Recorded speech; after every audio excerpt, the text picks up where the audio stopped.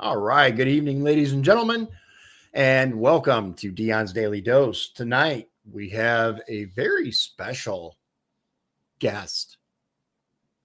It's Ted Cruz, man. See? No, he's not really here.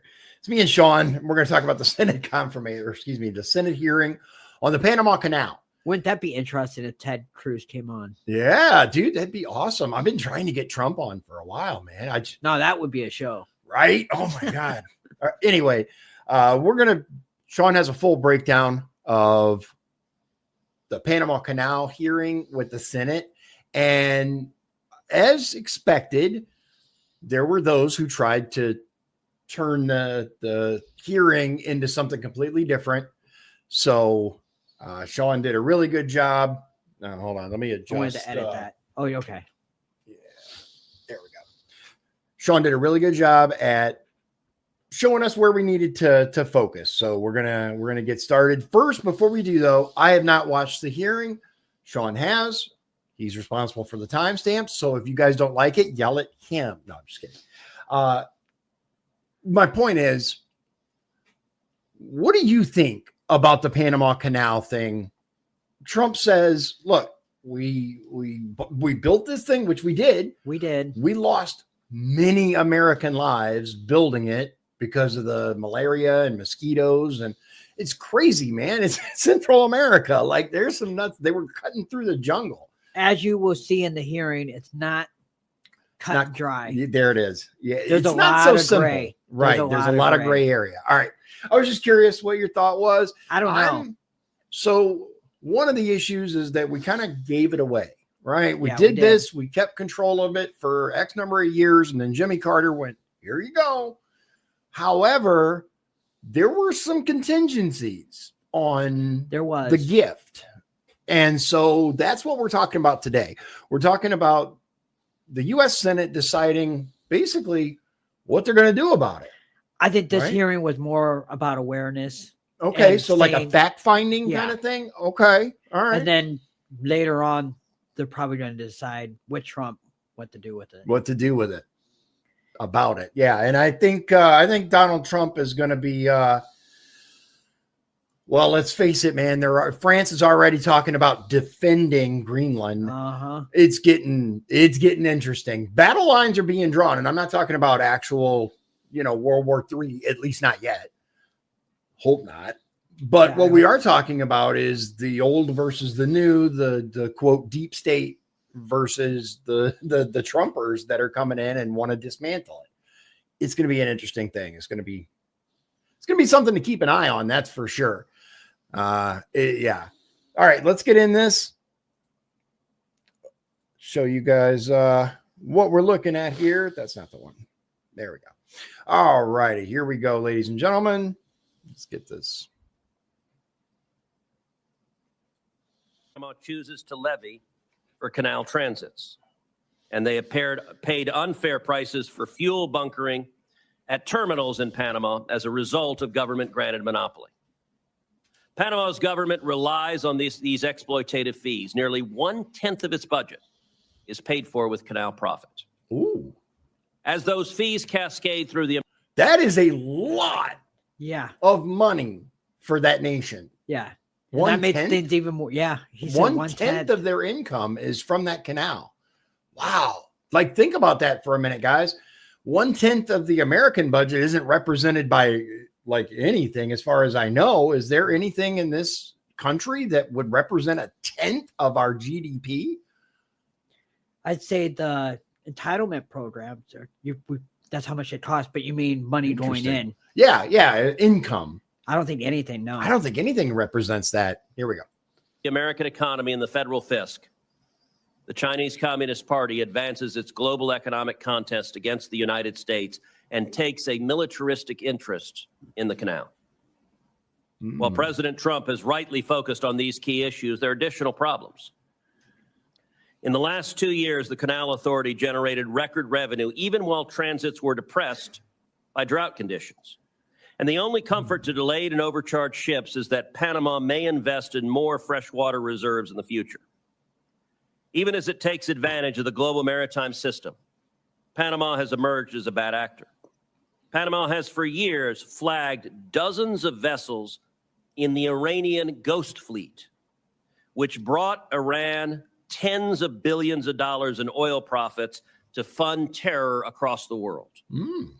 And Chinese companies have won contracts, often without fair competition, as the infamous Belt and Road Initiative has come to Panama. China often engages in debt trap diplomacy to enable economic and political coercion. So for those of you guys that are kind of new to the political world, this took me a little bit to kind of get a grasp on. But what would you call a good explanation of the Belt and Road Initiative?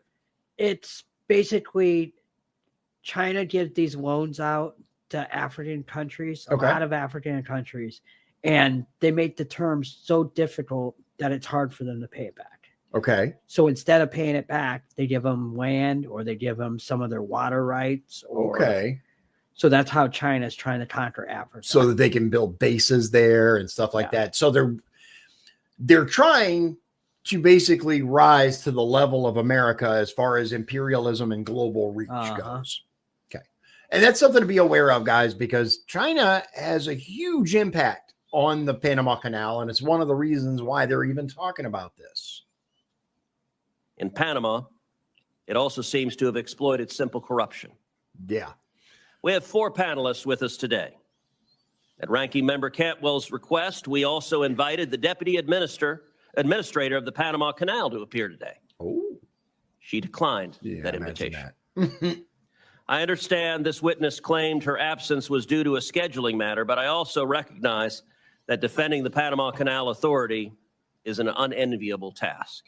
Yeah. I agree. This committee may be obliged to compel her testimony at a future hearing.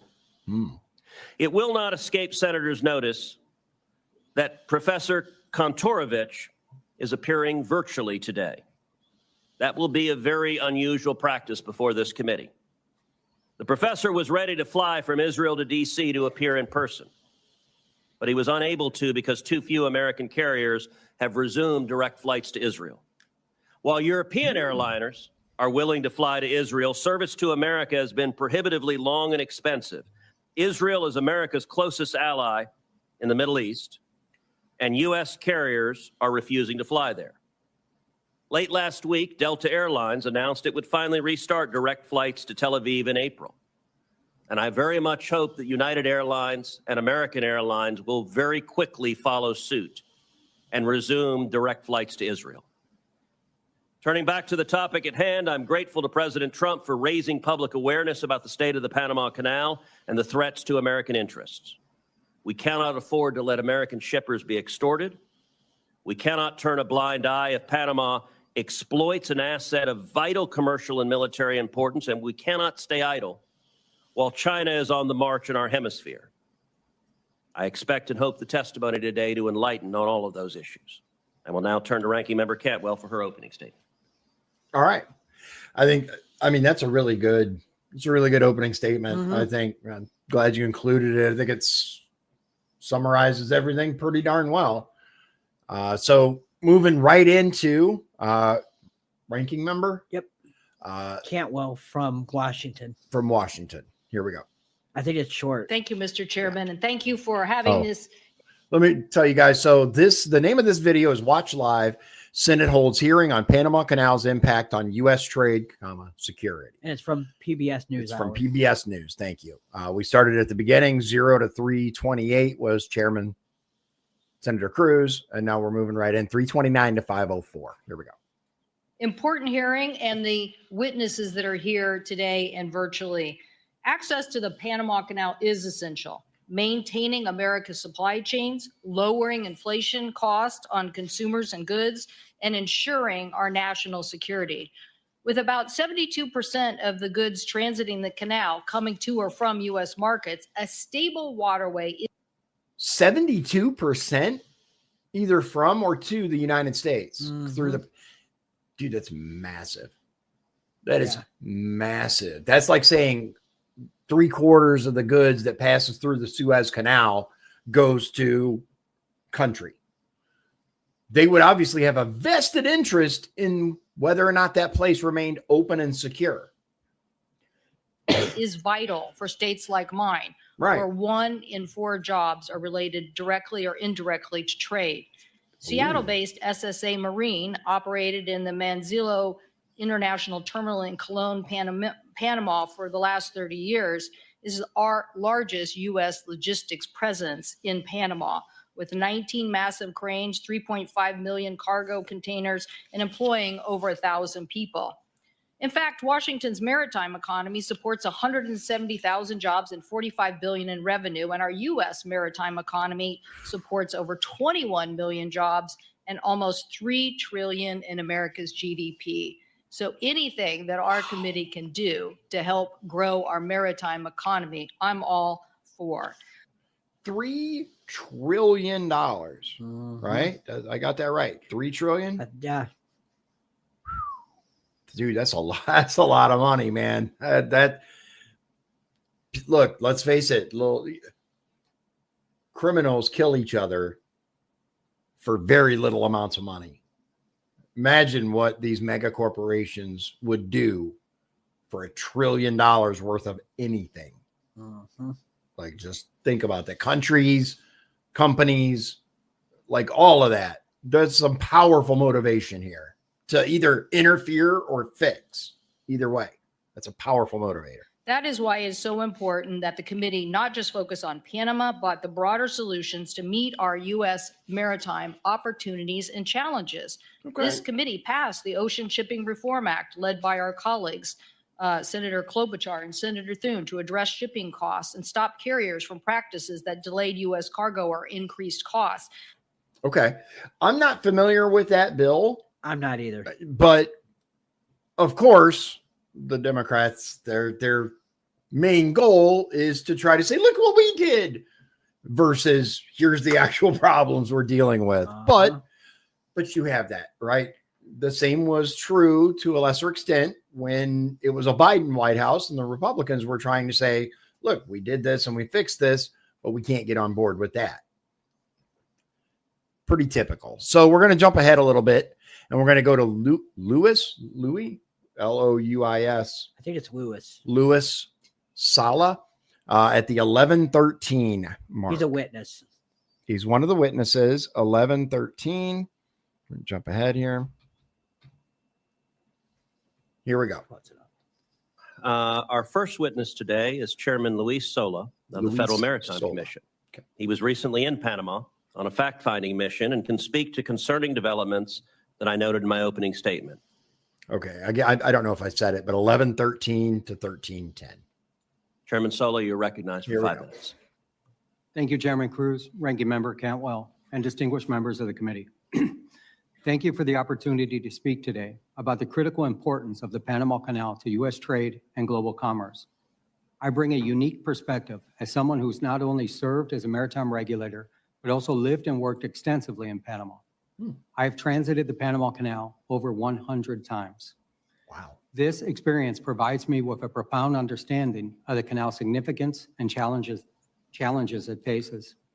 Prolonged drought conditions last year forced operational changes, reducing transit slots, restricting vessel types, and auctioning of slots, raising alarm about its resilience. Yeah. The Panama Canal is managed by the Panama Canal Authority, ACP, an independent agency of the Panamanian government. The ACP is a model of public infrastructure management, and its independence has been key to ensure a safe and reliable transit of vessels critical to the U.S. and global commerce. During my recent visit to Panama, I had the opportunity to meet with leaders of the ACP to better understand their efforts to address the ongoing challenges facing the canal. I saw firsthand their commitment to maintaining the canal's efficiency and resilience.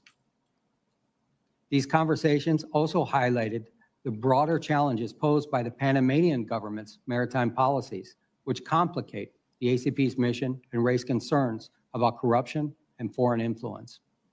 In contrast, the broader maritime sector in Panama, including the nation's ports, water rights, and the world's largest ship registry, falls under the direct purview of the Panamanian government.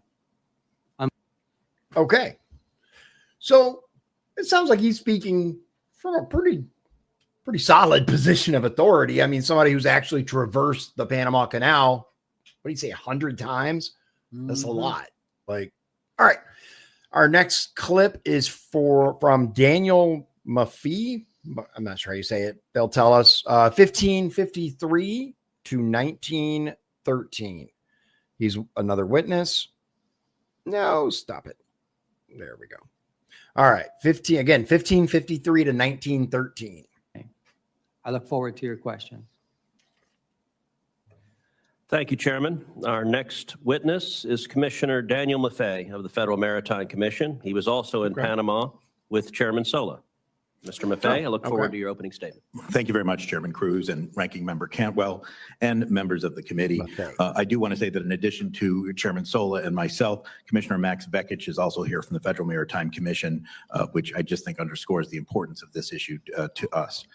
More than 110 years after its opening, the Panama Canal does remain absolutely vital to maintaining resilient supply chains for both American importers and exporters.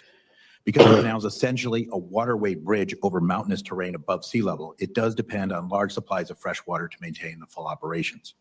Panama has among the world's largest annual rainfalls. Nonetheless, insufficient freshwater levels have occurred before in the canal's history, such as in the 1930s when the Madden Dam and Lake Alajuela were built to address water shortages. Since that time, the canal has undertaken several projects to accommodate larger, more modern ships. In the last couple of years, a trend of worsening droughts in the region once again has forced limits to the operations of the canal. Starting in June of 2023, the Panama Canal Authority employed draft restrictions and reduced the number of ships allowed to transit the canal per day.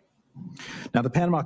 I do remember reading about that. I remember how there were some issues in Panama with the drought and how they started restricting different types, and these ships can go, these ships can't. And it was like there was some serious concern. As a matter of fact, it caused all kinds of backups on the docks and other places. It was I would call it a supply chain crisis. I don't know if you remember, like a lot of people couldn't get stuff for a long time. It just sat there, and there were tons of stories about stuff just rotting on the docks because the ships couldn't get there to get it, to pick it up and take it. Yeah. There was some problems with our ports too. Yeah. Yeah. But yeah, there was some canal limitations in combination. Yeah. And I'm not saying everything was from the Panama Canal. I just remember during that period, I read about that with Panama, and then there were other issues as well, whether from that or in conjunction with. Beats me. I'm not from the Maritime Commission. I don't know. Maybe they do. The de facto closure of the Suez Canal. Now, the Panama Canal limitations in combination, the de facto closure of the Suez Canal to container traffic has had serious consequences for ocean commerce, increasing rates, fees, and transit times. In the first half of 2024, U.S. importers and exporters expressed Panama Canal-related concerns to the FMC, including doubts about the future reliability of the canal and questions about how the Panama Canal Authority was determining which ships could transit the canal and how long they would have to wait.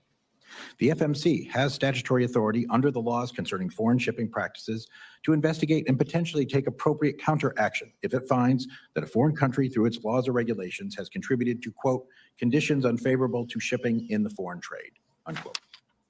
Given the statutory mandate and consistent with FMC's mission, I and then Commissioner Louis Sola started to look deeper into the causes of the issues facing the canal. The first step was to meet with Panamanian officials and other stakeholders, as the chairman has pointed out, about the conditions adversely affecting the canal's operations, about what was being done to address these concerns, and about whether any aspect of the canal's operations might result in conditions unfavorable to U.S. shipping that should be addressed under the commission's authority. So we traveled to Panama, actually it was in July of 2024, and we met with then recently elected President Jose Molino and officials in his administration. We also met with the Panama Canal Authority, as well as private sector stakeholders. We had very candid discussions on key issues such as Panama's plans to ameliorate the water level challenges, the bidding processes used to allocate transits during times of restrictions, and our concern the Canal Authority was bringing in far more revenue during the crisis than it had before limits were forced by the water shortages. Both the government of Panama and the Canal Authority did answer our questions very substantively. The Canal Authority informed us they were already making changes to that allocation system. Now, fortunately, Panama's 2024 rainy season has for now alleviated the most acute water supply issues at the canal, and normal transit volumes have been restored. That said, while the Panamanian government... Okay. So they're back to good allegedly, but how long until they're not? Yeah. And there was a major disruption in the U.S. supply chain when Panama, enacted all these changes. Whether they were needed or not, that I can't speak to that, but it caused some serious grief. Yeah, I don't know anything. And the point that he makes is the entire function of the Maritime Commission is to look into practices that are unfavorable to our shipping needs, basically. Does it affect America? Yeah, well, then we need to look closer. All right, so the next clip we're moving to is Eugene. I love that name. Eugene. I love Eugene as a name, man.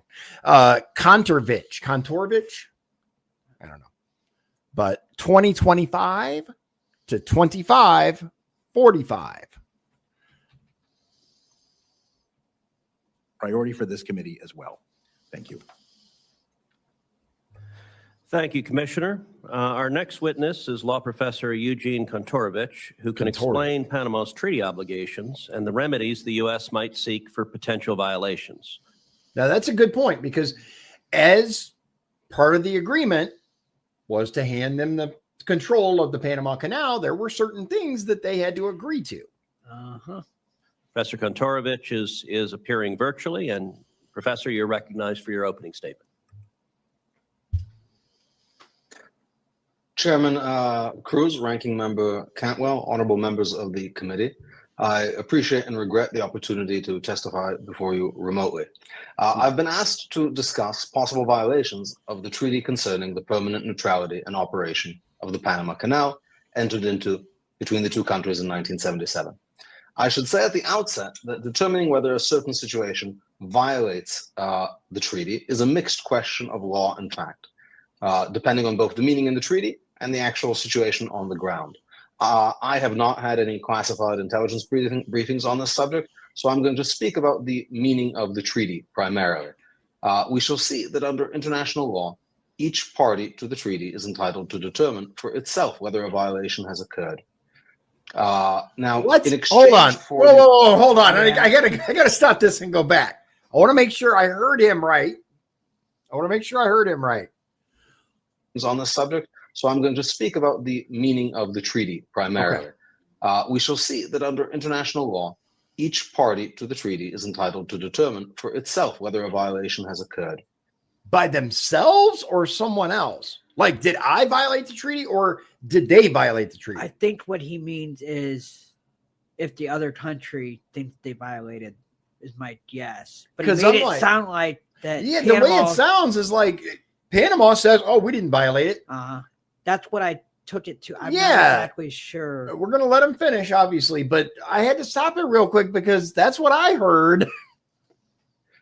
Now, in exchange for the United States ceding control of the canal, which it built and maintained, Panama agreed to a special regime of neutrality. The essential features of this regime of neutrality is that the canal must be open to all nations for transit. That's Article 2. Equitable tolls and fees, Article 3.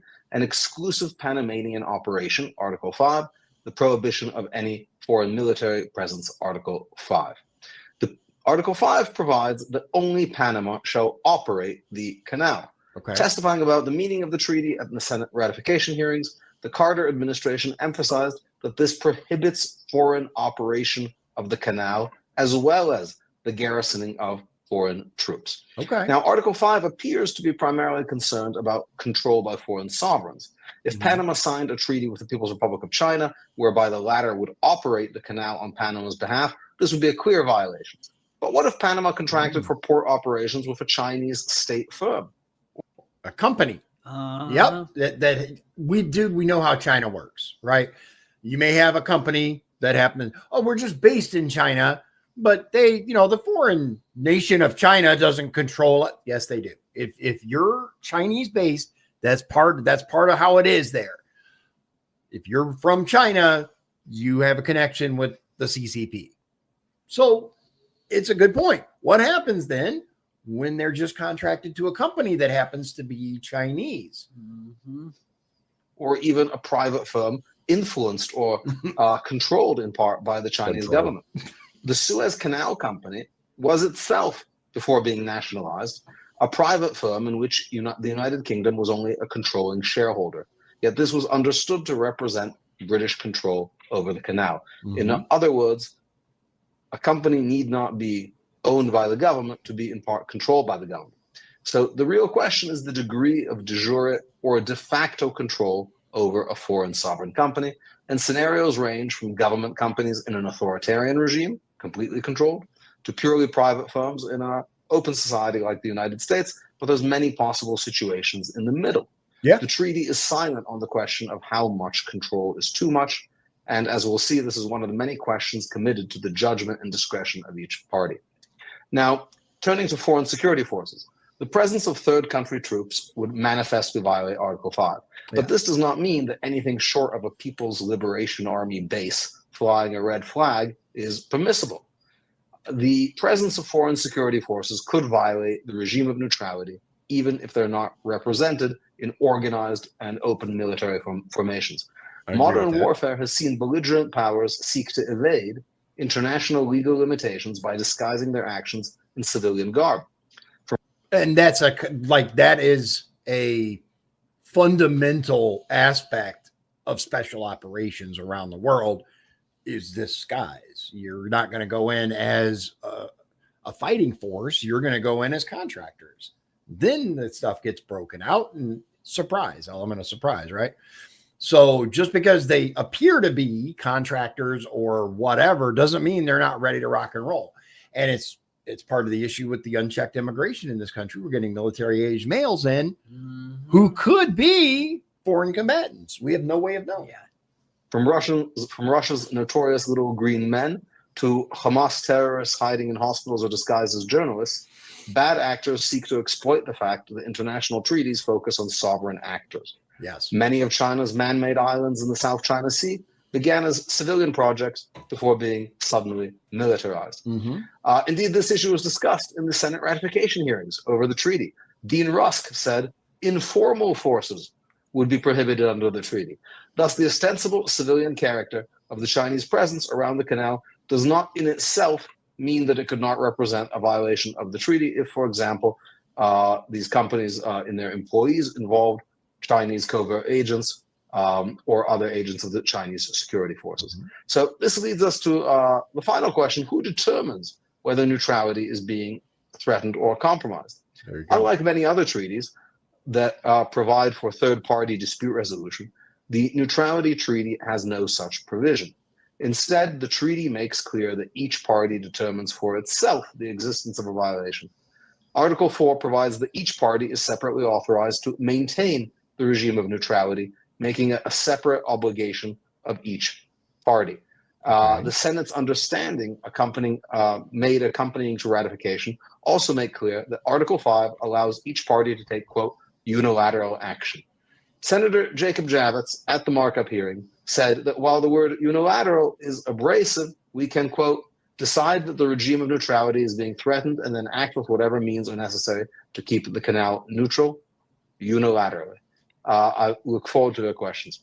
Okay. So, okay, now I see what he's saying as far as nations determine for themselves. And it was the less frightening of the two options, which is the U.S. decides, okay, Panama is not keeping their end of the bargain.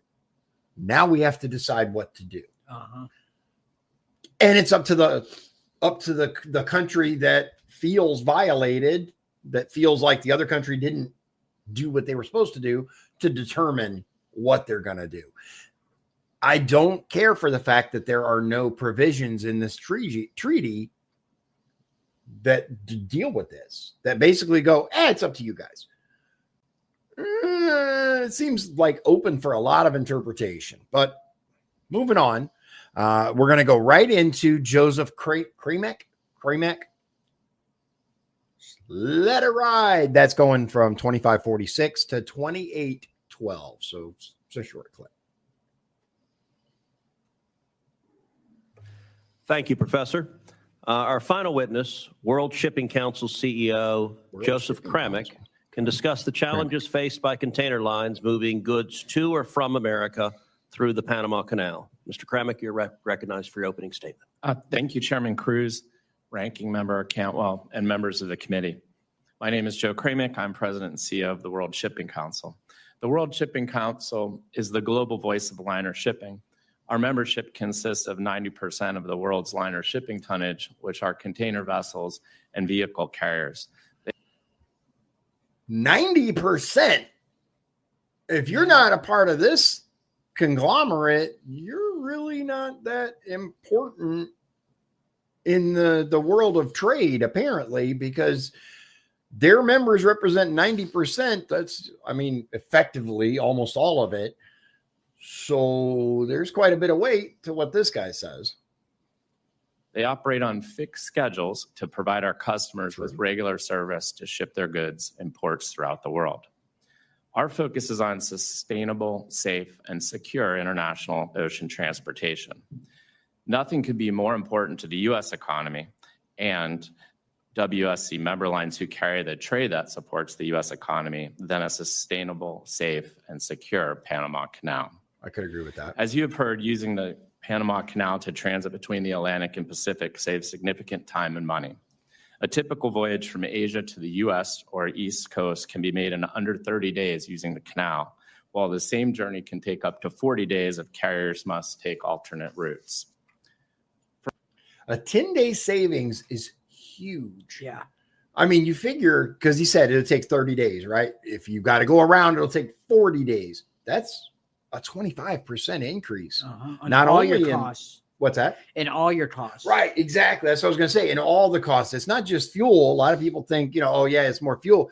You got to pay the people that are on the ship for longer, which is another discussion. But merchant marines, I've learned a lot more about them. It's actually kind of interesting. I don't know if you know much about the merchant marines. Anyway, there's individual crews. Most ships in this type of system have floating crews, right? That they're part of a like a union, and then they'll get people at each port, right? Sometimes they'll stay on a ship for a little while, but a lot of times they cycle. I see. So the point is, you're having to pay these people more. You're having to keep them longer.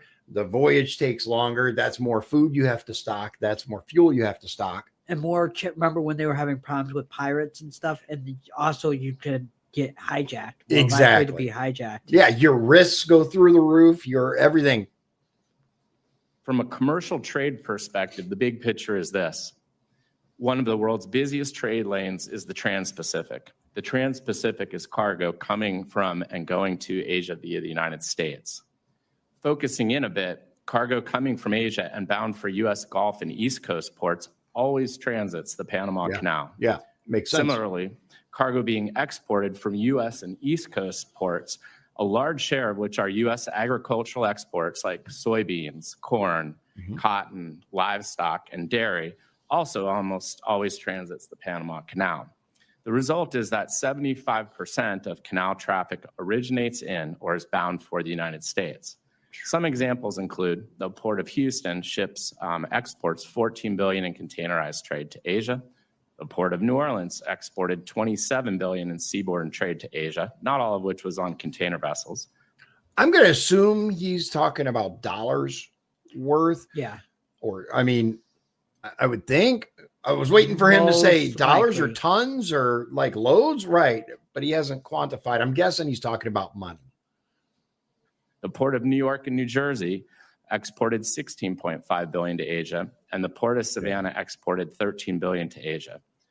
Our member lines are the largest users of the Panama Canal, and we carry the bulk of this trade. Okay. And that's it. 75% bound for or coming from. Dude, that's so much. All right. Now the questioning. Yep. So now they get a chance to question them, and we're going to go to 3038, which is Senator Cruz.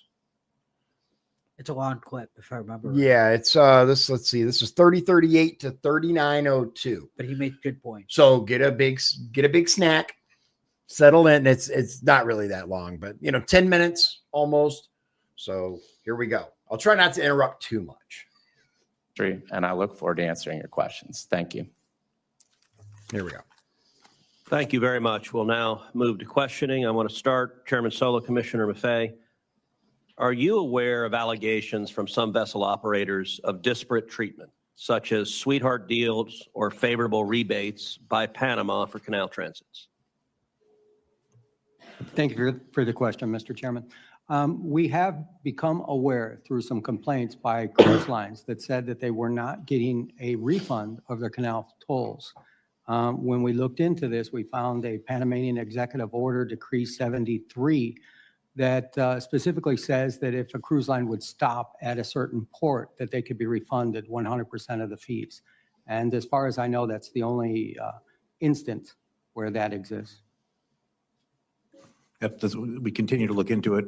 But the cruise ships is the one area where we have found something that would fit that bill, I think. Okay, that is very interesting, because if you offer something to one of the foundations of the treaty, in other words, us giving them the Panama Canal, is equitable treatment, which means everybody is treated the same. It should be equal treatment. I'm not sure what the exact wording is, but either way, they have to treat all the ships the same, regardless of country of origin, regardless of type. It has to be fair and equal. And if they're offering, oh, if you stop at this port, you get 100% of your, and not saying any other port or any other type of vessel, that sounds like not equal treatment to me, which would be a violation of the treaty. Chairman. Some press coverage says the Panama Canal is nominally independent, even though it provides a large share of the Panamanian government's revenue. Chairman Sola, briefly, can you describe how the FMC views the Canal Authority and the Panamanian government? Are they distinct entities or a single foreign government apparatus that controls the Panama Canal? That's a good question. Mr. Chairman, our law is clear. It comes from the Merchant Marine Act of 1920 that there's only one entity. And in addition to that, our predecessor at the Federal Maritime Commission was the U.S. Shipping Board, was formed in 1916 in direct result of the Panama Canal. The very first chairman of that was George Washington Goethals, which was the very first administrator of the canal. So we look at it as one entity. Yeah, I might just add, Mr. Chairman. Sure. It's sort of like the Georgia Ports Authority and the state of Georgia. The Georgia Ports Authority is clearly independent. It can do its own bonds. It's got independent governance. But ultimately, Georgia is responsible.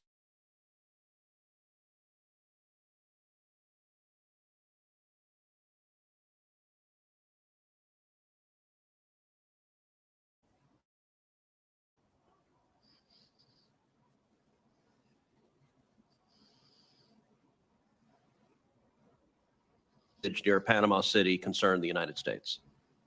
Good question. Mr. Chairman, we all saw that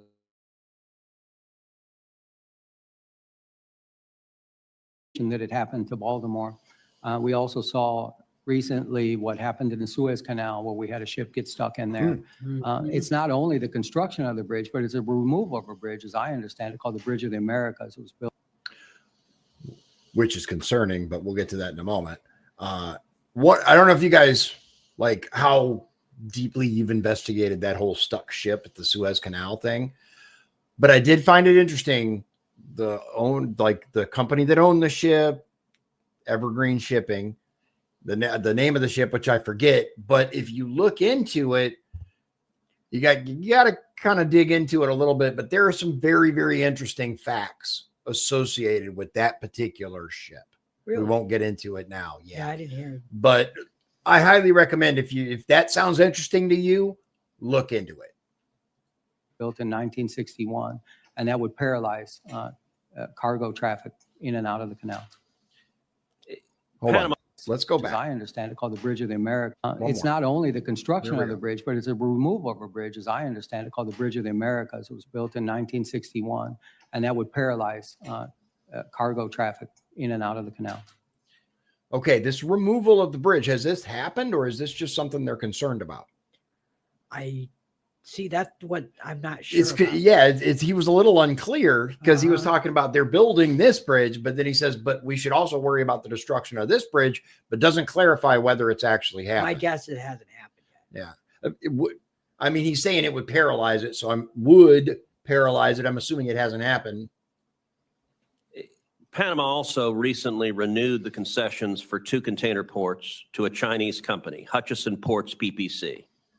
Of course, Chinese companies are controlled by the Communist Party. How does China use control of those ports for economic gain? Mr. Chairman, I am a regulator, a competition regulator, and the Chinese ports that you're referring to, let me put them into scope. The one on the Pacific, the Port of Balboa, is roughly the same size as the Port of Houston. They do about 4 million containers a year. They have about 28 gantry cranes. Whoops. That is huge. That is absolutely huge. I was just trying to pause it, and I ended up.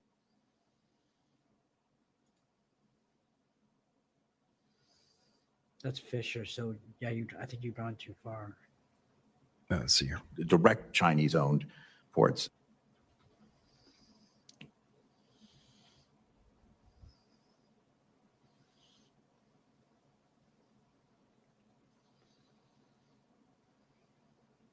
Oh, okay. That's that guy. I think we were at like 35. I think it was 35. Sorry about this, guys. I think it's of concern. I would also point out that the Panamanian government thinks it's of concern too, because they're conducting. We must just a little bit back, right? Control of those ports for economic gain. Here we There go. it is. Sorry about that, guys. Mr. Chairman, I am a regulator, a competition regulator, and the Chinese ports that you're referring to, let me put them into scope. Massive. The one on the Pacific, the Port of Balboa, is roughly the same size as the Port of Houston. They do about 4 million containers a year. They have about 28 gantry cranes. 28 cranes and 4 million containers a year is huge. Houston, the Port of Houston is massive, dude. Oh yeah. Yeah. It's freaking sprawling. The one on the Atlantic is the same as my hometown of Miami. They do about 1 million containers. So Miami and Houston, and Chinese control these. That's a concern, guys. That is. where Roger Gunther in the Port of Houston generates about $1 billion a year, and Heidi Webb in Miami does about 200 million. The Panama Ports Company paid zero for 20 years on that concession. So it's really hard to compete against zero. So I think that's our concern, our economic concern that we would have. Commissioner Maffei, anything to add on that? Yeah, I mean, I do too. Also think it is important. I would point out that you don't have to stop at either port. It's not like these 2 ports control the entrance to the canal. That is the Canal Authority that does control that. However, I think it's of concern. I would also point out that the Panamanian government thinks it's of concern too, because they're conducting their own audit of those particular deals. But we remain very interested as well. Yeah. So, Professor Kontorovich, I want to turn to the treaty. Okay. So President Trump has made important arguments. Both the Chinese control over canal infrastructure and exorbitant fees charged for canal transits are violations of the neutrality treaty. I want to highlight 3 specific provisions that you mentioned in your opening statement. Article 4 of the neutrality treatment requires both the United States and Panama to establish and maintain, quote, a regime of neutrality.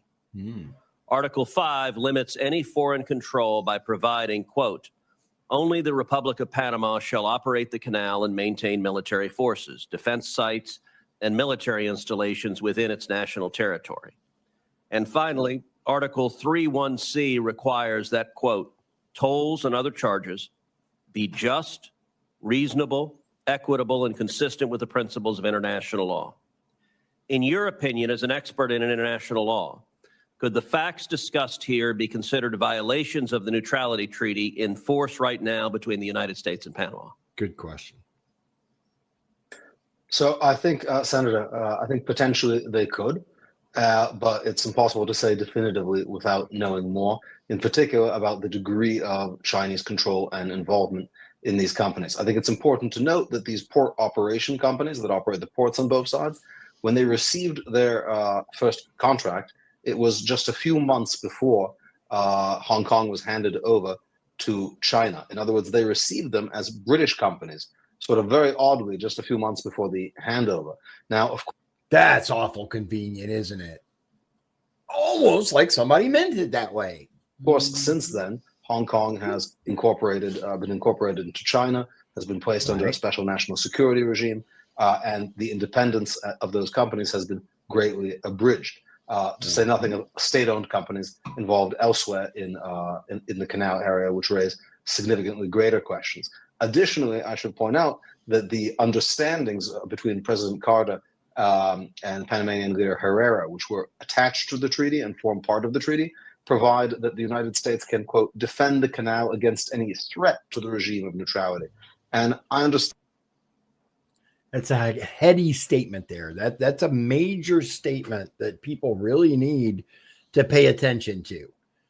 The provision exists that says the United States can use whatever means they choose, including an up to military force, military intervention, to return it to a neutral state. In other words, if Donald Trump so chose, he could be like, oh, get the troops.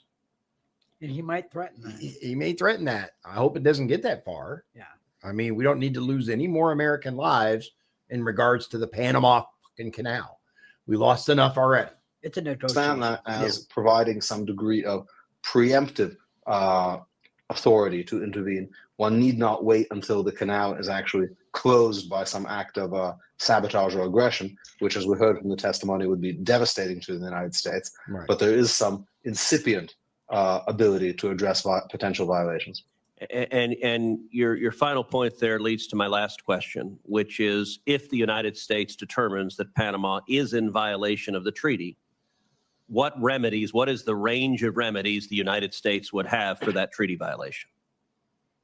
So I think it may be shocking to people to hear today, but when one goes over the ratification history and the debates and discussions in this body over this treaty, it was clear that the treaty was understood as giving both sides separately the right to resort to use armed force to enforce the provisions of the treaty.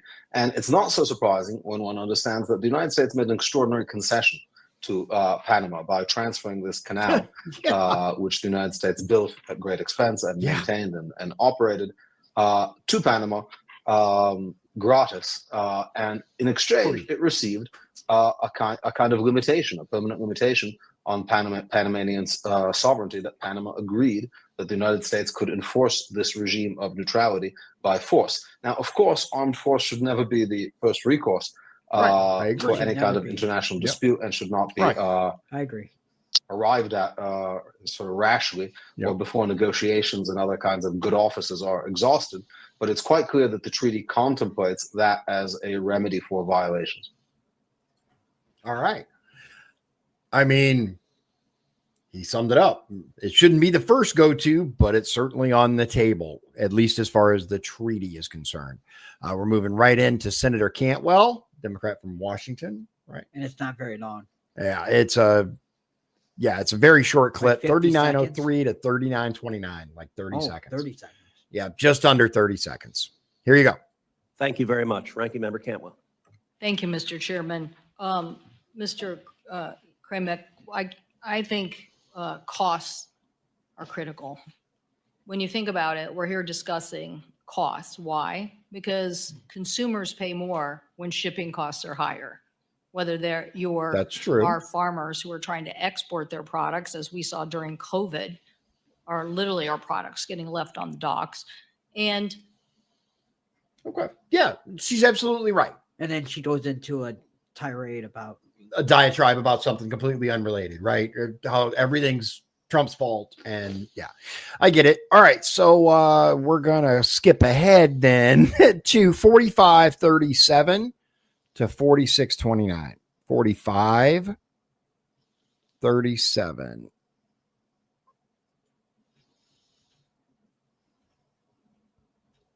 All right. And this is Senator Cruz, 45:37 to 46:29. need to secure. Thank you, Mr. Chairman. Thank you, Senator Cantwell. And very quickly, Commissioner Maffei, you talked about the Chinese bids were heavily subsidized by the Chinese government. What would China's incentive be to heavily subsidize those bids to undercut American companies and other companies? Yeah, it's not a real short answer, but Senator, China's made no secret of its ambitious policies to gain influence at ports throughout the globe. It's invested in 129 ports in dozens of countries. It runs a majority of 17 ports. That does not include this Hong Kong company, right? So that's just direct Chinese-owned ports. So it has been a part of their Belt and Road strategy, whatever you want to call it, the Maritime Silk Road for decades. Yep. So they believe that this influence, this investment in owning maritime ports is important to their economy. Very simple, very straightforward. China considers it a national security issue. They are 100% invested in trying to basically take control of as many places around the globe as possible, including, but not limited to, various ports. So, and that we've seen them buy up U.S. farmland too. Precisely. Yes. Look, we're just as responsible for the state we're in as other countries in the state that they're in. But we need Trump to fix the balance because the United States has been getting the shaft for a very long time on international trade deals and stuff. So 49.36 is where we're going to jump ahead to, 49.36. And that is going to 51.24. So 49.36 to 51.24. And this is Senator Fisher from Nebraska. Yep. All right. Good old Nebraska. You mentioned investing in infrastructure. I was at the Panama Canal in 2023, and I learned at that time about the loss of fresh water with each ship movement through the canal. You talked about the drought, sir, in your opening comments. Fresh water is vital to the workings with the canal. How effective do you think investments in increasing that freshwater storage are?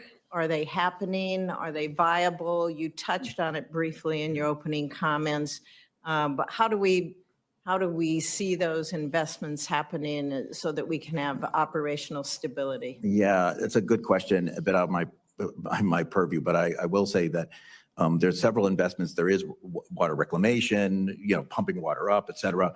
But the main plan that the U.S. Army Corps of Engineers has helped the Panamanian Authority develop involves another basic expansion of bringing in even more water at an elevation that you could then use to continue the canal. Now, there's a lot of issues with implementing that, not the least of which being indigenous people in those areas. Not a huge number, but certainly towns and things, and negotiating that and all sorts of other issues, just as if it was in the United States, there would be issues. But it is viable. You can, in that part of the world, you can make more fresh water available to make the canal not have to be limited. However, it takes time, and there will at least be one more incidents of severe limitations before that occurs, unless we get really, really lucky. And there could be more than that. Thank you. Thank you, Mr. Chair. It's a reality. Yeah. That's just how it is. It's a good point, though. Like, this is something that can be fixed. It will take some serious investment, but it's something that doesn't have to happen. All right. So our next clip is 5712 to 103.33. This is Senator Sullivan From Alaska. from Alaska, correct? Yep. 57. A little too far. Mr. Chairman, I yield back. Thank you. Senator Sullivan. Thank you, Mr. Chairman, for this important hearing, and I appreciate the witnesses. I have questions for now primarily focused on Chairman Sola and Professor Konradovich. So let's just, the setting in which you testified, 2 Chinese companies operate the 2 huge ports on both ends of the Panama Canal. And the concession for these ports were extended in 2021 for a 25-year period without any bidding. Is that correct? Okay, so it was clearly a... That was an affirmative answer. I barely heard it. But yeah, he answered yes, that's correct. sweetheart deal.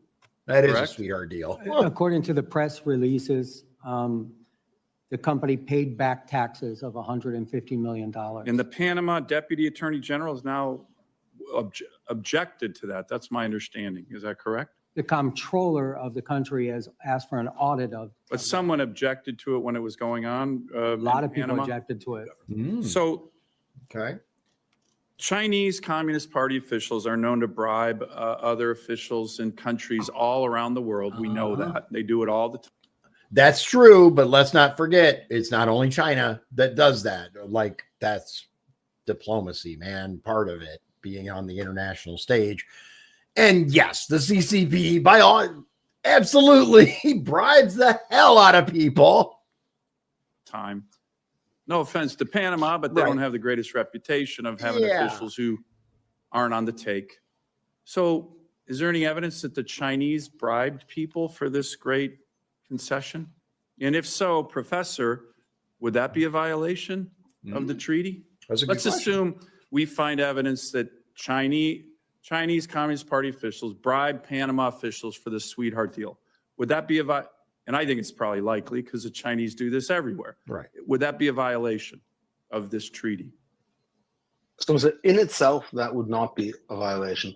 What would be a violation is actual threats to the operation of the canal. Okay. However, to the extent that the Chinese government was involved in procuring these contracts, it provides sort of additional support for the notion that these companies are serving some kind of governmental interest. So it wouldn't. Okay. I see what he's saying. So in and of itself, bribery doesn't rise to the level, I guess, of treaty interference or whatever violation. But if you can prove the connection, between the CCP or the state actor and these companies, then it builds up the preponderance of evidence, I guess, necessary. Yeah. Be a violation itself, but it would be circumstantial, serving some kind of governmental interest. So it wouldn't be a violation itself, but it would be circumstantial evidence to support it. Let me get to the issue of threats. Let's assume the PRC, the PLA, invaded Taiwan or invaded the Philippines, or went to war somewhere in the South China Sea. Okay. And we were surging our Navy to the Indo-Pacific through the Panama Canal. Are the companies now on controlling both sides of the Panama Canal, the Chinese companies, subject to the PRC's national security laws that mandate cooperation with the military, with state intelligence agencies? Does anyone know that? That's actually a really good question.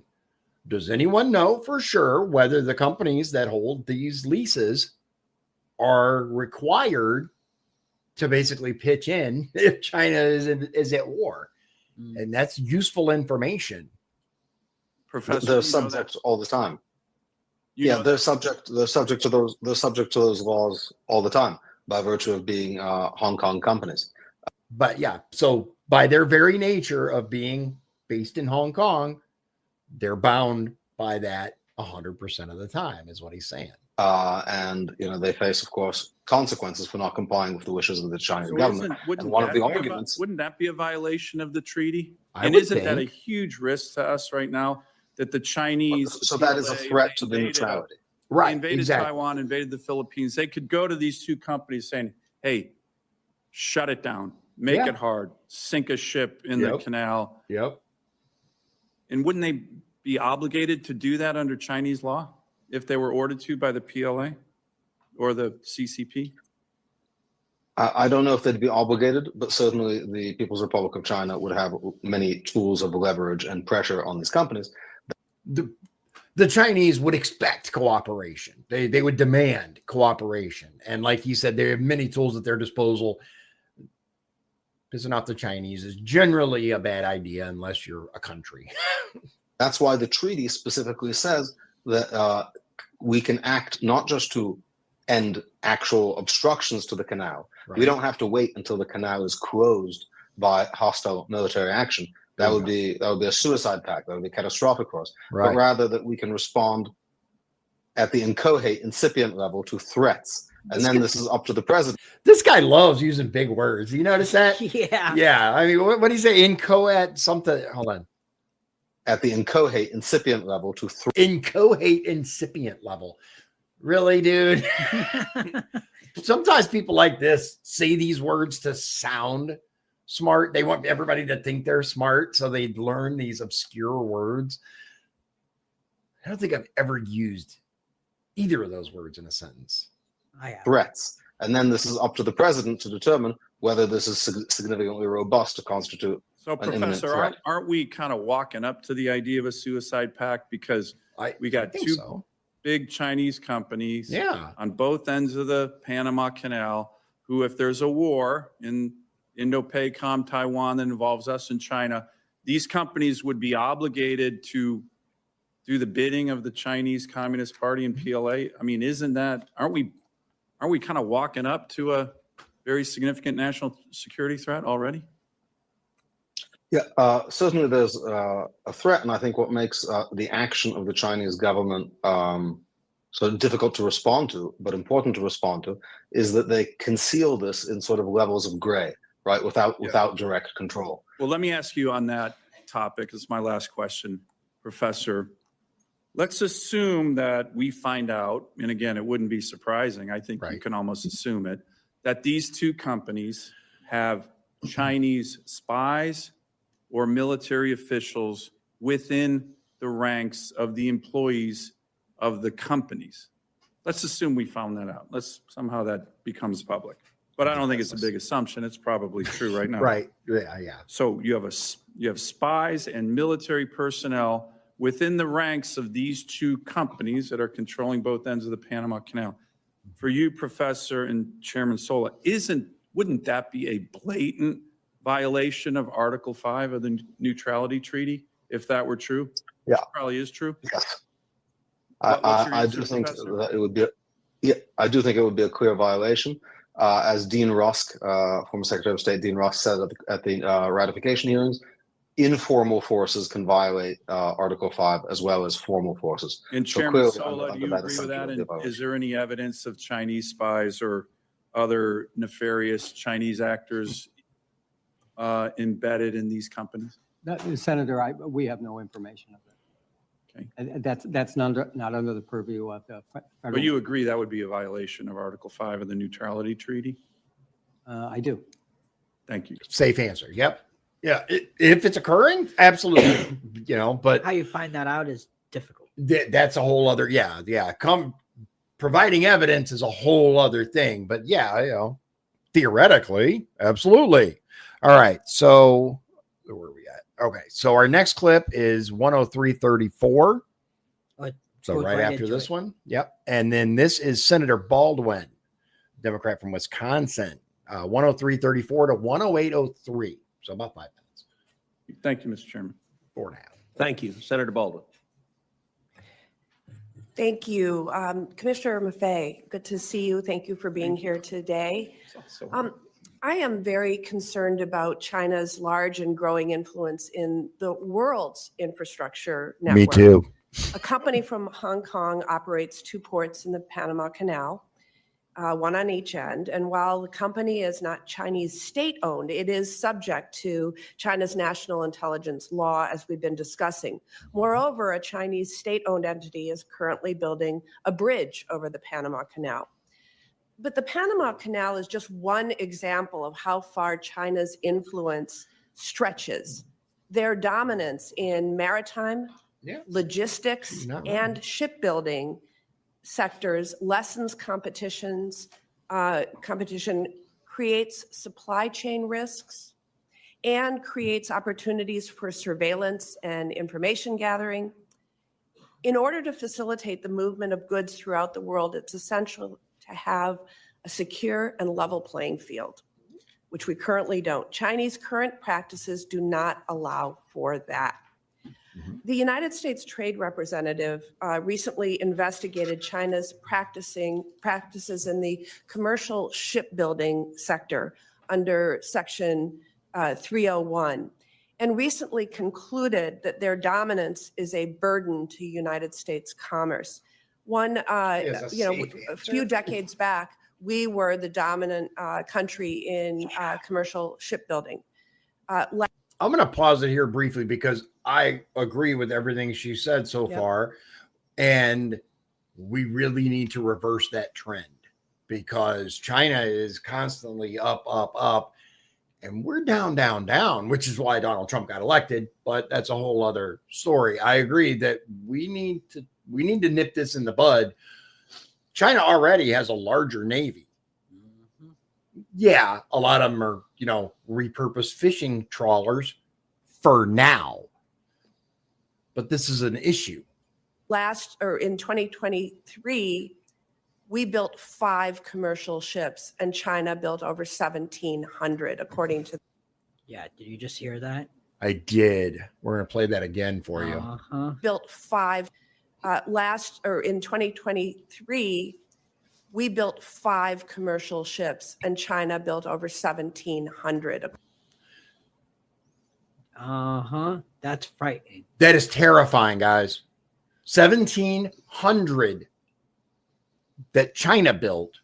We built 5. 5. According to that, according to that investigation. So what policies would you recommend to prioritize growth of the United States influence in the maritime and logistics sector to compete with China and level the playing field? Answer in less than a minute. Yep.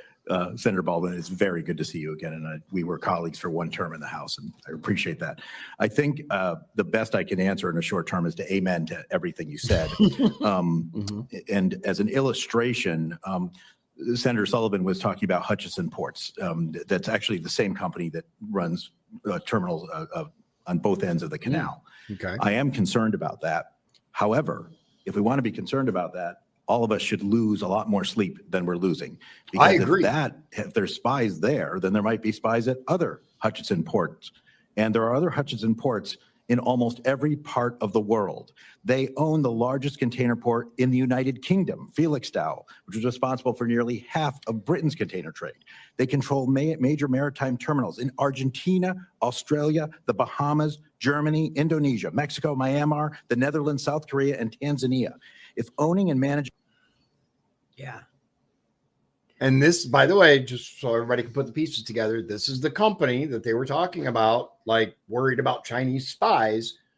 This is the company that controls both sides of the Panama Canal at this point. They have ports on each side, which are the size of Houston and Miami. And this company has major ports all around the world. I agree with them. If we want to be concerned about these ports, we need to be a lot more concerned than we are. Adjacent ports means that China somehow has operational control or strategic control over the Panama Canal. They also have it over the Suez, the Singapore Straits, the Mediterranean Sea, and the English Channel. That's terrifying.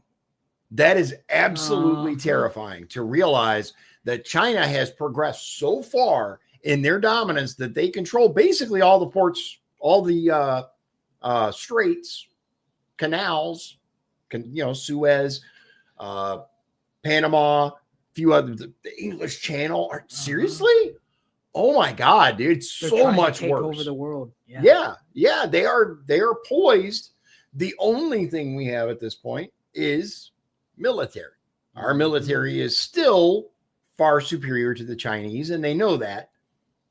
But how much longer? For how much longer?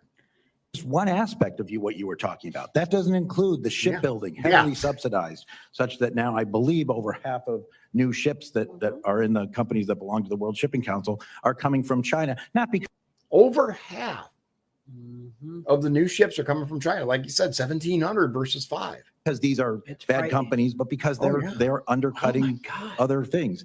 It's a problem that has been going on for 20 years, which makes it very difficult to answer your question. It is a long answer. This is not a problem that occurred last week. This is not something that President Trump identified. This was going on all of President Biden's term, but all of President Trump's first term. It has been going on for decades. And I'm glad he said that, because a lot of people get focused on, well, Biden destroyed everything. He did, don't get me wrong, but a lot of these issues have been in the works for many, many years. In decades. Did you want to say something?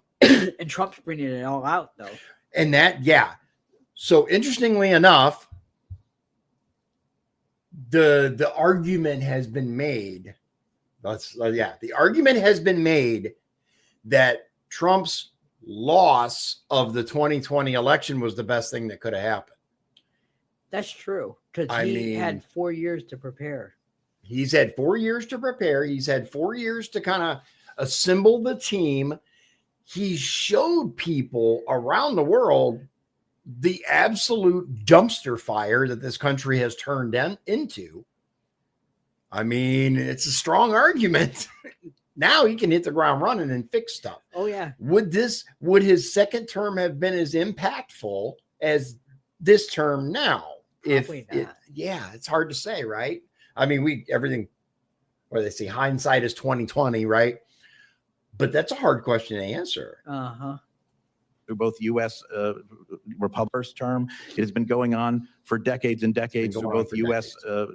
Republicans and Democrats as president. The only thing I can say is I echo what Ranking Member Cantwell said, and I think others of both parties have echoed it, that we need some sort of overall maritime strategy. We have to acknowledge that this is part of our national security, that economic resilience is extraordinarily important. And I believe this is the greatest country in the world. I think if we start countering some of these efforts, we can do it, but it has to become a national priority.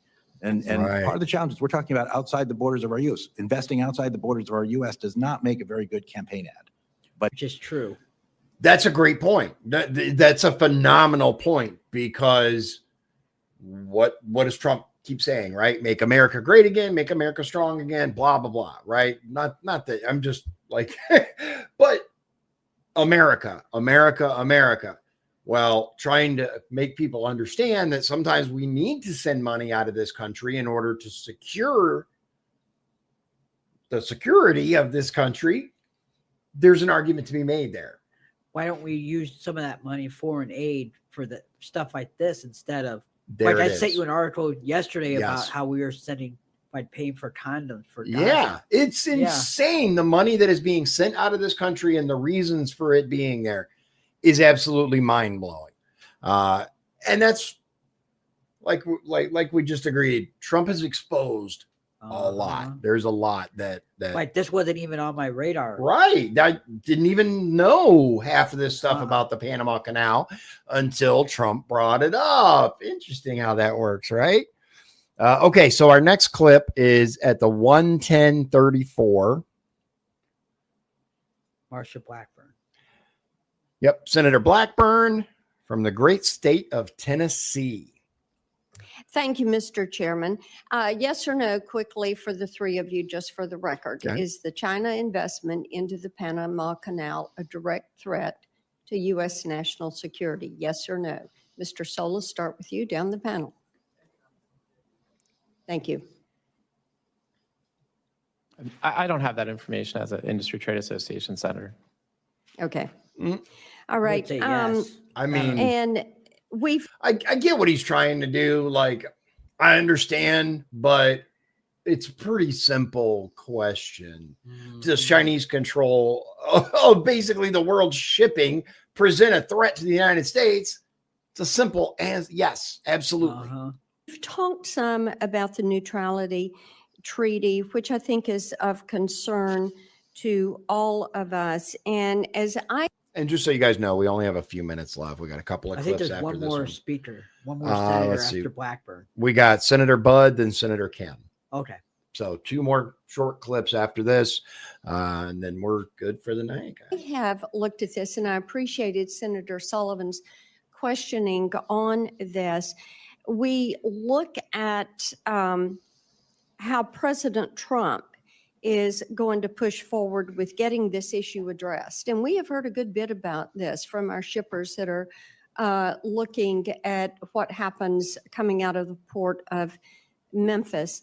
And I think that the government of Colombia learned a lesson last week that we are not going to go soft on some of these issues. And yeah, which, if you don't know what she's talking about, Trump's tried to send some returnees, some illegals, to Colombia. Colombia said, no, we're not taking them.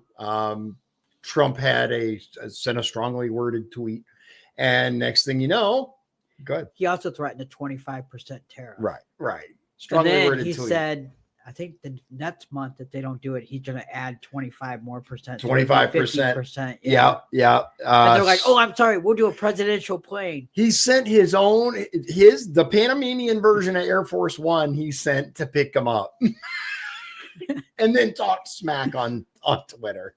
And when you look at the fact that the U.S. is a primary user, it is the primary user of the Panama Canal. Yeah. And we are also Panama's largest provider of direct foreign investment. I think those two things should be significant. Our foreign investment into Panama is $3.8 billion annually. Wow. I didn't know that. I didn't know that either. Until I saw that. But yeah, $3.8 billion a year we invest in that country. This is why people are looking at this issue. So, Professor, let me come to you on this, and we thank you for joining us remotely. Shouldn't our investment in Panama be contingent on their adherence to that neutrality committee, ensuring that Panama and Panama alone would control that canal? Yeah. So certainly that is an action we can take to enforce the treaty and to enforce our understanding of the treaty. That's an action we can take even without the treaty. Right. So to the extent that the United States considers the Chinese operation of facilities around the canal to be against its interests, it can certainly condition aid and economic relationships on the exclusion of China. Now, the United States has typically not worked that way, and that may be one of the reasons why, as we heard in the testimony, China has basically made inroads everywhere. But for that, we don't even need the treaty. Certainly, if we consider the treaty to be violated, measures like that, far short of the armed force authorized by the treaty, would be reasonable. Professor, and let me interrupt you there because I do want to move on. I think that as you look at how China has used the Belt and Road Initiative, and we've talked some about that this morning, we know that they have pushed the digital yuan. And I am concerned that given their control over much of that infrastructure around the canal, that they would attempt to force U.S. shippers or our allies to bypass the dollar and use the digital yuan as they are in other countries where they're practicing debt diplomacy and where they're expanding. Yeah. They could force countries to deal to pay the tolls in a different currency. That is an issue. The Belt and Road Initiative. So, Chairman Sola, could you speak for a moment about the potential for fee manipulation with the CCP? Because, as I mentioned, we are hearing a good bit about that. We are hearing that the toll structure disadvantages U.S. companies, that the Canal Authority has begun charging millions of dollars to skip the queue. And these fees put many bulk shippers in an adverse position. And these bulk shippers have a huge impact on ports along the lower Mississippi River. Yes. And, these exorbitant fees are there unless you're going to face delays at the canal. And then the impact of hearing these Chinese companies would preference the yuan as opposed to the dollar. Thank you, Senator. The fees that I think we are looking at, or we have been looked at, and the reason that we went there was because of the auctioning of the slots. And so what Panama did is they had a smaller percentage, maybe 20% allocation, and then they moved it up to 30% and 40% because it became a moneymaker for them. So as they reduced— Okay, and let me interject here. The auctioning of the slots gives these the right to skip the queue. Yes, ma'am. Okay, so just for the record there, continue. So the auctioning of the slot, under maritime law, it's first come, first served, but Panama's always put a certain percentage aside. And they started to put more and more. So we got a lot of complaints. We got a lot of complaints from LNG carriers that paid $4 million to go through.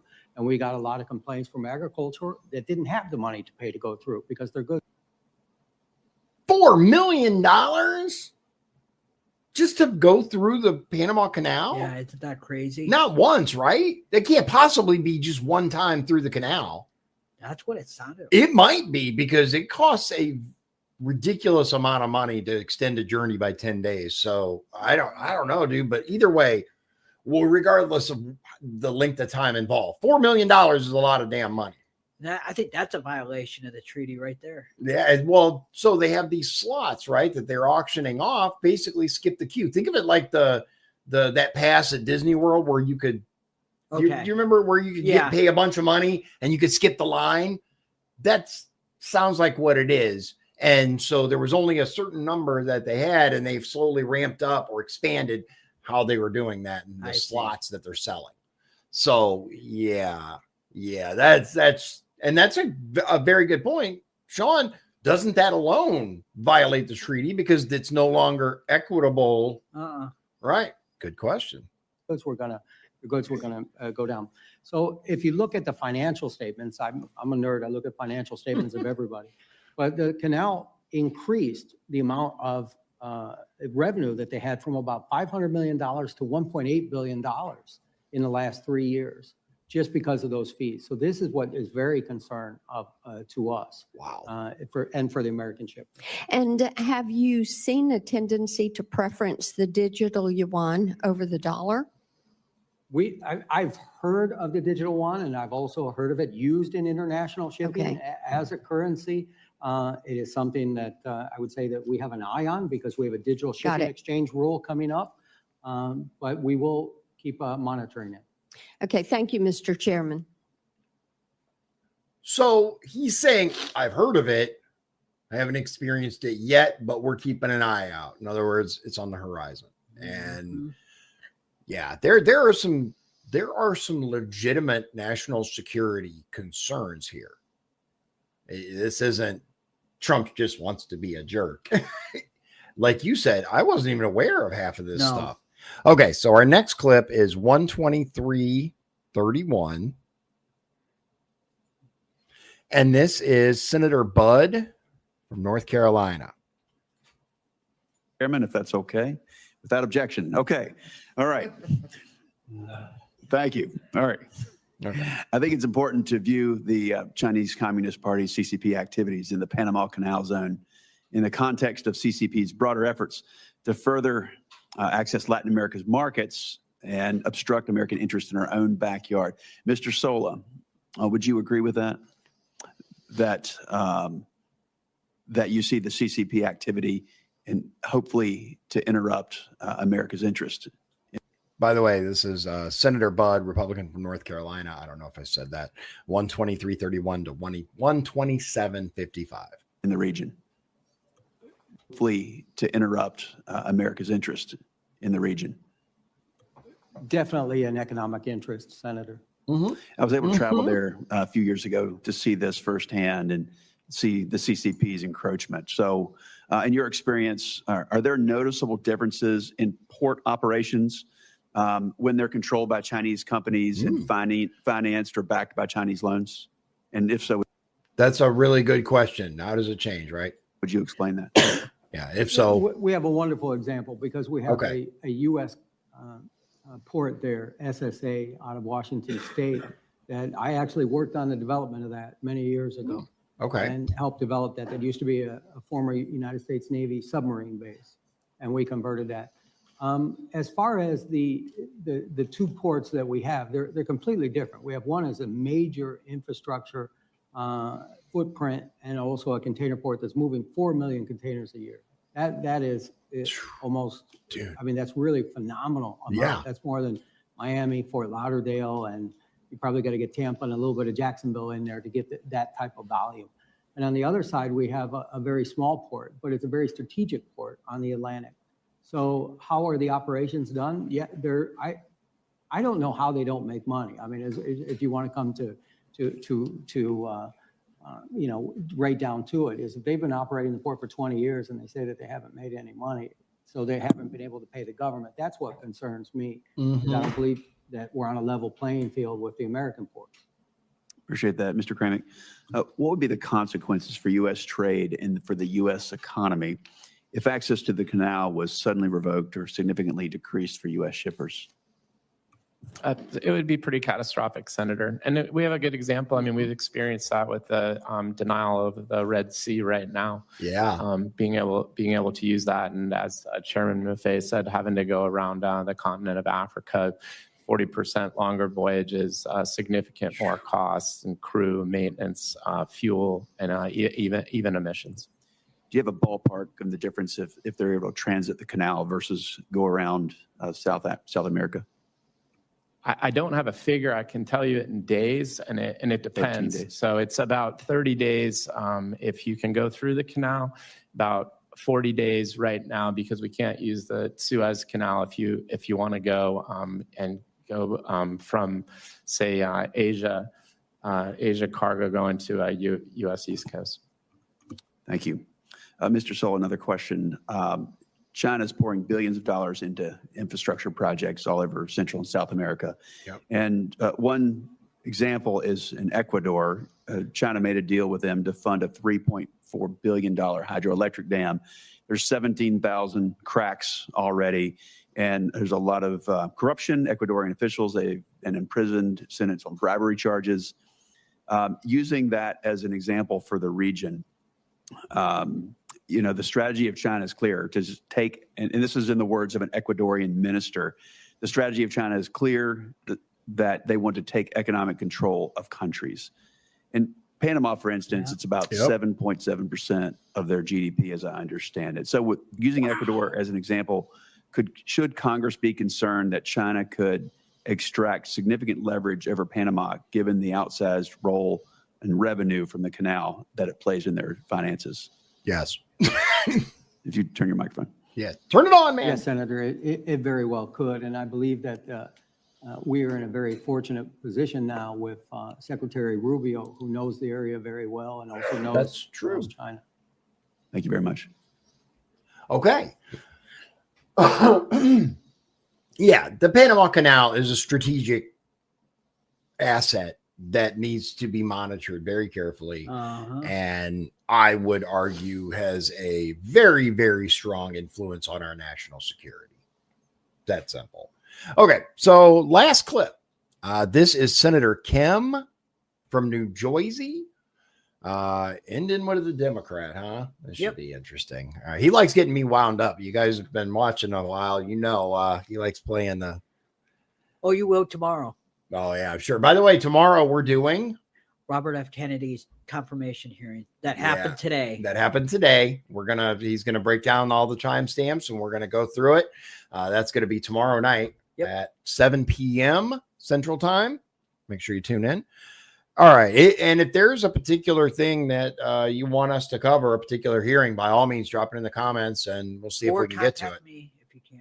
Yeah, or contact Shawn directly, Shawn Holmgren on Facebook. I think you're one of the only ones. I don't imagine there's too many with your name. There's one other person, but they're from Minnesota. Okay, so Indiana. Yeah. Indiana, yeah. All right, guys. Last little clip here, and then we'll kind of finish up. Mr. Chairman. Senator, can I just say you should also look at the port of Chansey in Peru. It'll fit that pattern. Thank you very much. Of Chinese investment. Thank you. Okay, that's interesting. I wasn't aware of that. Apparently, one of the ports in Peru are also experiencing this crap. Thank you, Senator Kim. All right, here we go.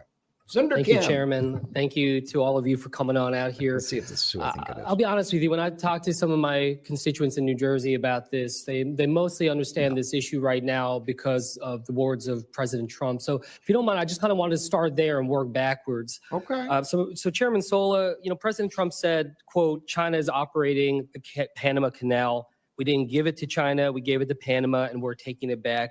I guess I just wanted your assessment there. Is China operating the Panama Canal? Chairman, Senator Kim, I never discredit anything that President Trump says.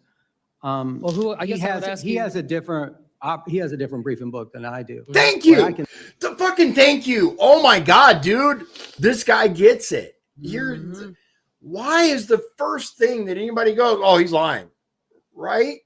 Trump gets probably the most up-to-date, accurate intel in the world. As far as intel teams go, like he has the most information. He gets a daily briefing every morning. Exactly. I think he knows a little bit more than whomever does, but Trump is a businessman. He's known to embellish some stuff from time to time. But I think this is one of those situations where we can safely say he kind of knows what he's talking about. Can say is that the Panama Canal is operated, as far as I know, by the ACP, the Panama Canal Authority, and they're very efficient at operating the canal on the throughput that they're able to do. So you're saying from your knowledge, you don't know of reasoning to believe that China is operating the Panama Canal, from the knowledge that you have? From the knowledge that I have on whether the Senator, what we have here is that's what the whole point of the this Panama Canal Authority is the authority where people will pay into the Panama Canal.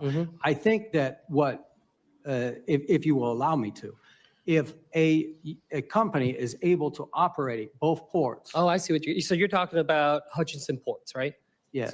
So we're talking about what, Balboa and Cristobal ports, right? Right, and they're subsidized. They're subsidized. I guess my question to you is, does Hutchinson Port actually control the locks of the canal? No. Does it control directly the entrance to the canal? Both ports are in operational control of the canal. In order for those ports to operate, the canal has to give them a special permit. And the reason is because when they're bringing a ship in or bringing a ship out, they block the traffic of the canal every single time. I see. So they have to have pilots, pilots. But is Balboa or Cristobal ports under the jurisdiction of the Panama Canal Authority?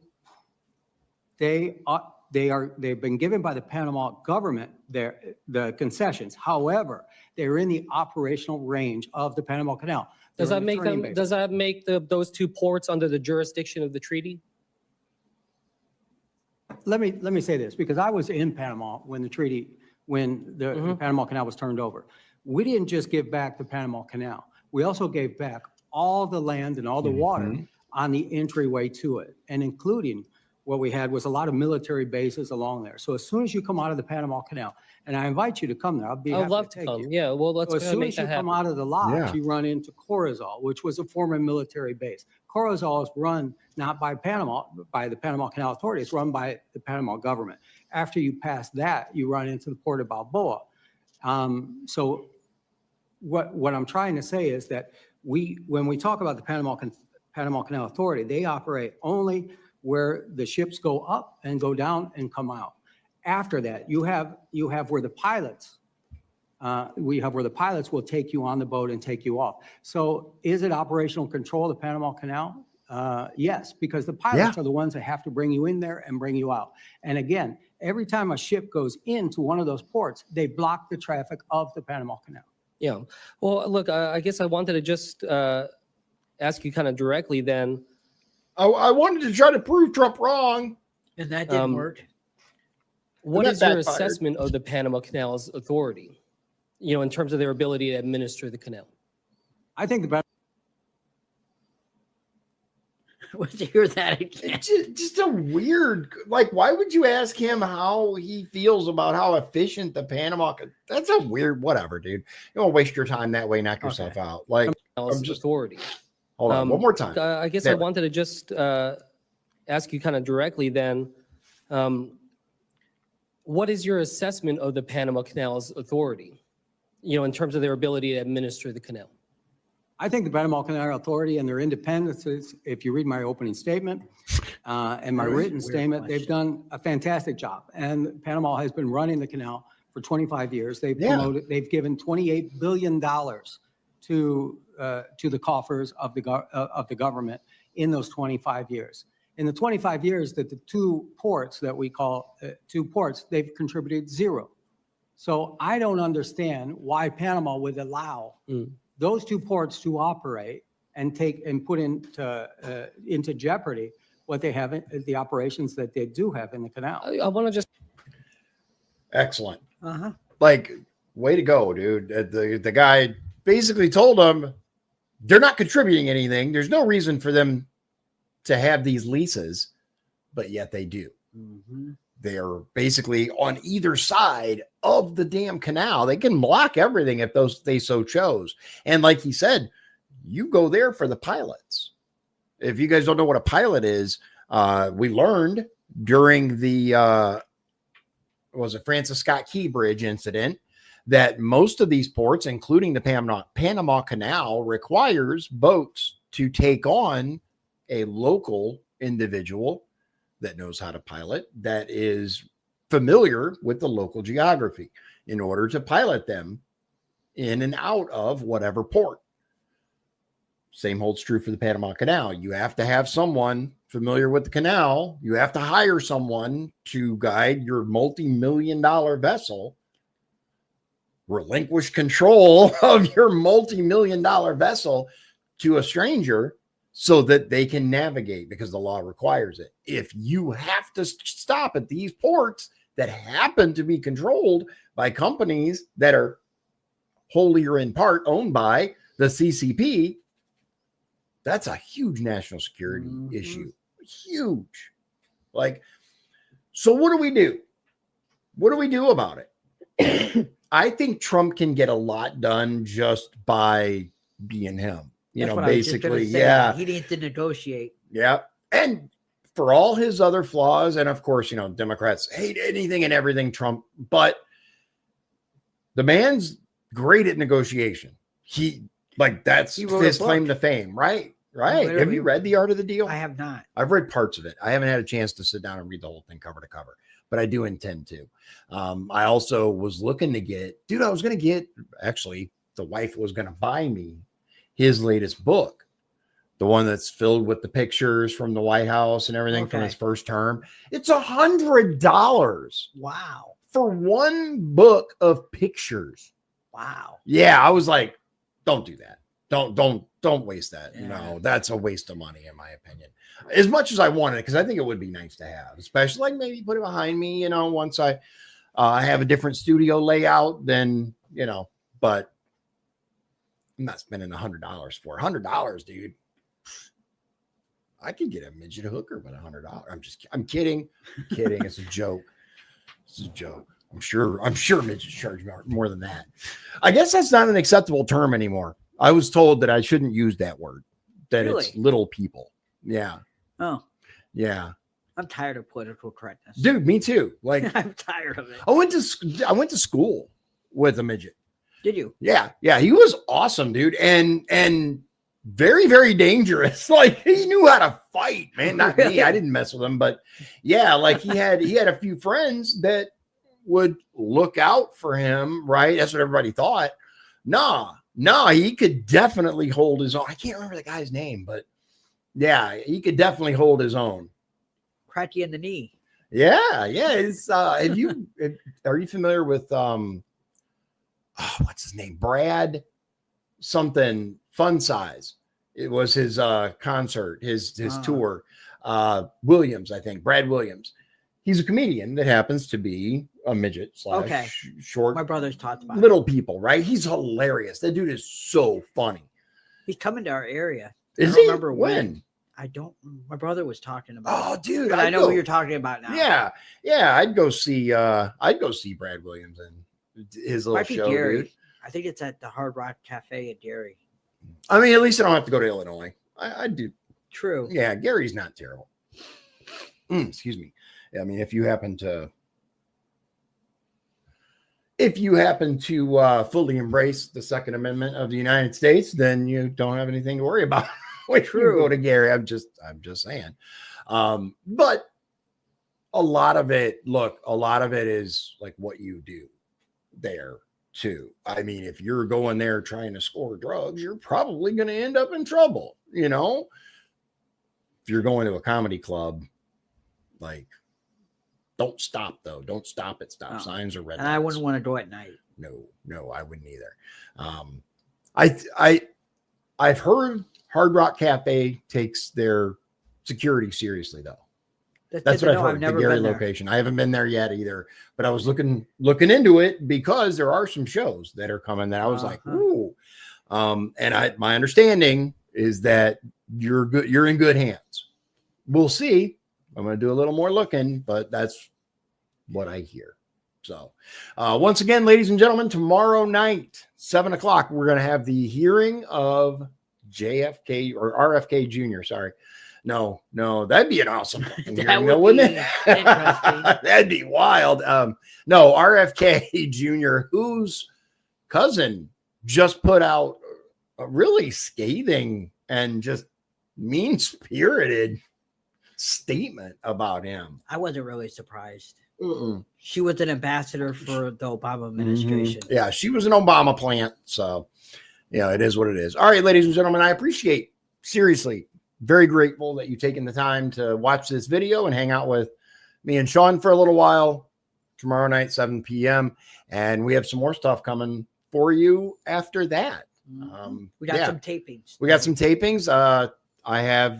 I actually have to attend my grandmother's celebration of life is I guess what it's called this weekend. So I won't have any live shows, but we will have some tapings for you. Without further ado, ladies and gentlemen, God bless you, God bless Indiana, and God bless the United States of America. Thank you so much, and we'll see you next time. If you'd like to support the show, please visit our Patreon at patreon.com/Dion's Daily Dose. This has been Dion's Daily Dose, hosted by Dion Bergeron. Executive producers, Shawn Holgram and Michael Beebe. Copyright 2024. Dion's Daily Dose, all rights reserved.